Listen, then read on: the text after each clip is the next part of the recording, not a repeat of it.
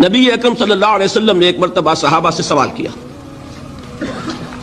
ای الخلق اعجب الیکم ایمانا،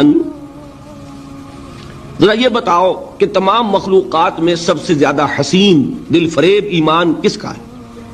صحابہ نے پہلا جواب دیا ملائکہ، ملائکہ کا ایمان۔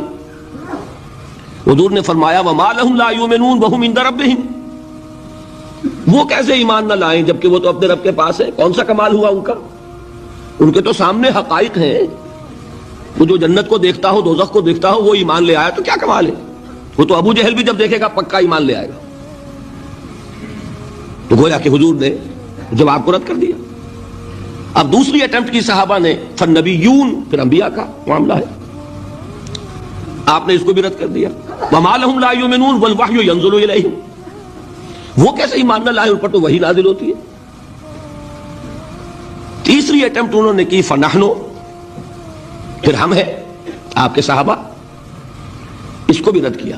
وما لکم لا تؤمنون وانا بین اظہرکم، تم کیسے ایمان نہ لاؤ جبکہ میں تمہارے درمیان موجود ہوں، مجھے دیکھ رہے ہو۔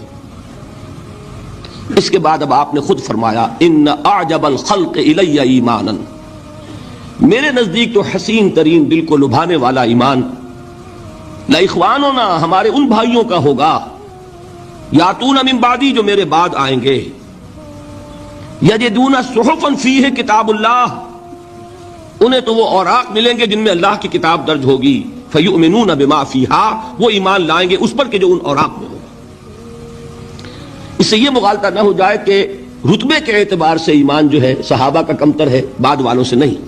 ایک ہے کسی چیز کی بلندی عظمت، ایک ہے کسی چیز کا حسن، اس کی دل فریبی۔ تو یہاں در حقیقت عظمت کا معاملہ نہیں ہے، دل فریبی کا معاملہ ہے۔ تو حضور نے اپنی امت کے ان لوگوں کے لیے کتنی بڑی بشارت عطا فرمائی جو بعد میں آنے والے ہیں، جنہوں نے حضور کو نہیں دیکھا، جنہیں قرآن ملا ہے، اور اس قرآن کے ذریعے سے انہوں نے ایمان حاصل کیا۔ اللہ تعالیٰ مجھے اور آپ کو ان میں سے بنا دے اور ان میں شامل کر دے۔